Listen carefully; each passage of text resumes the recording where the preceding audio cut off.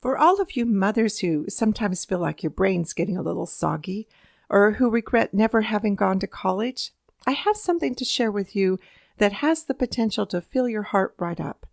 I was at a library sale and picked up 10 volumes of an old 1913 series called The Delphian Reading Course. I had no idea at the time the treasure I had just brought home for $20. Let me read to you from the Delphian Handbook. Woman has always recognized as her chief business the task of making the world a better place to live in. In civilization as well as in savagery, men strive for the means of living, and women make the living worth striving for. I know that's not very politically correct in our world today.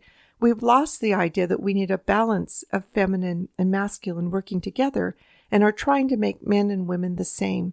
But we are not the same. Women are softer and have been given divine gifts of nurturing.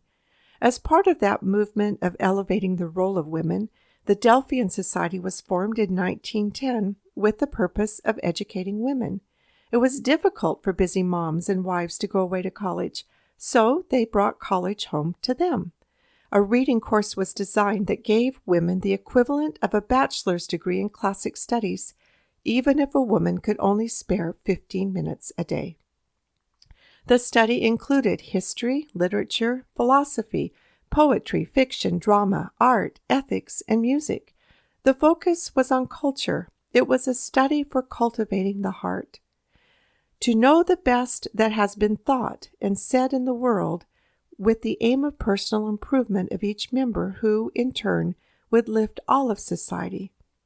As they said, it was all about the business of life, not just learning of facts and information. It was about making of the mind a mansion of all lovely thoughts. As the Delphian Handbook says, if a love for things worthwhile, the lasting and enduring thoughts and sentiments of men increases, and the desire for wider knowledge is aroused, the hopes and ambitions of the Delphian Society shall have been largely realized. The name Delphian was inspired by the Delphian oracle of ancient Greece, a vaporous voice of an unseen priestess who inspired wisdom and comfort. Doesn't that describe the role of a woman?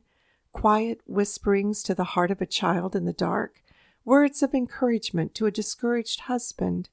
History books may not give her credit, but such quiet voices have influenced and even changed the course of history. Understanding and appreciation were the objectives of the course. They were taught, for the many problems that confront us, we need understanding, and for the enjoyment of all the beauty in which the world abounds, we need appreciation. When the reading course was first released, it was intended for individual study, but it soon became apparent that the study was so much more beneficial when women came together once a month to engage in conversation and share what they were learning, and so Delphian chapters were formed. Within 20 years, there were over 2,000 Delphian chapters operating across the nation. In the front of their new handbook are the words, 10 small discussional groups in a community will do more to create a new way of life than 100 mass meetings with 1,000 in attendance at each. Let me read that again if you missed it. It's worth it. 10 small discussional groups in a community will do more to create a new way of life than 100 mass meetings with 1,000 in attendance at each. Who can estimate the value of these circles, which are multiplying throughout the country? The handbook continues. Who can fail to see the possibility for the future in thus banding together earnest women of each community? Broader vision, fewer prejudices, greater tolerances must necessarily follow in the wake of centers where enthusiasm for a higher plane of thought is being enkindled. Everywhere are vast resources of the wealth that is most needed today, that of mind and spirit. If we would improve a community, we must first improve the individuals who make up the community. Libraries, art galleries, and museums would be a waste in a village where none could read or write. To make them of any use, the individuals must be brought to improve themselves, and that is the focus of these study groups. When one busy housewife, I know I hate that word too, so I'll change it.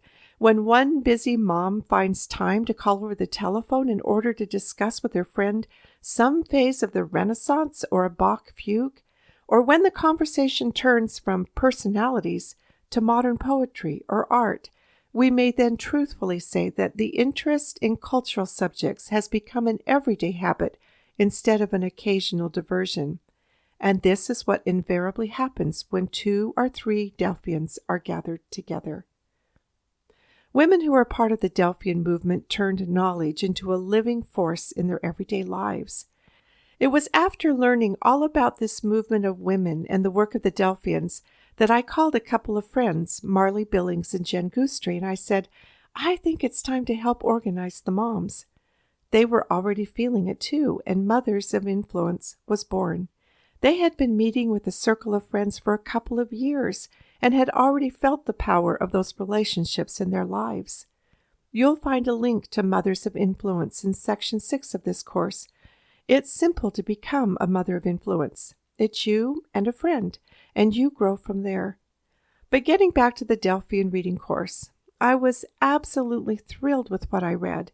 If I could have designed a college-level course of study for the moms in this group, this is what it would look like.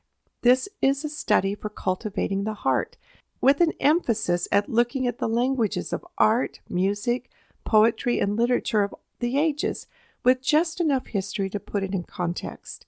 And I especially love that when you study the ancient Egyptians or Babylonians or Greeks or medieval times, you get a glimpse into their homes and their family lives, their systems of education and learning, things that are relevant to us in our everyday lives, and we can learn from them. Although you may be able to find a set of used books through eBay or Amazon, we have posted all of them in the library. You'll find all 10 volumes in the World History Overview section. We've also brought them back into print so that you can use a hard copy to underline and take notes if you would rather, and those are available in our store. I also tracked down the nearly impossible to find study guides that went with them and compiled them into a study guide with questions that can help to direct your thoughts. I usually don't like study guides like that, but I find that this one is very helpful to pick up on concepts or ideas I may have missed in just reading through the text. Although you can start in Volume 1 and read straight through, it's really not necessary. And so I broke down all the topics and placed them into the rotation schedule. You'll find Delphian reading in the high school sections as well as in the Mother University topics. They're in the yellow blocks. I was also excited to find that many of the books they recommended to read for further study are available on Internet Archive, and so I linked those books as well. You've got years of studying ahead of you if you start to delve into all of these wonderful resources that have been given to us. If you do it with the rotation schedule, you will be learning the same things as your kids, but at a different level. You may even have high schoolers who are interested in going through the Delphian course. Margaret Eggleston, my first storytelling friend, tells moms how to develop a rich personality. By loving the beautiful, by reading the worthwhile, by filling the mind with those things that are worth passing on, by cultivation of a cheery disposition, by striving toward high ideals. All these things are accomplished with the Delphian reading course. It may not be the study you begin with, but I just wanted to share with you that it is there for you when you are ready.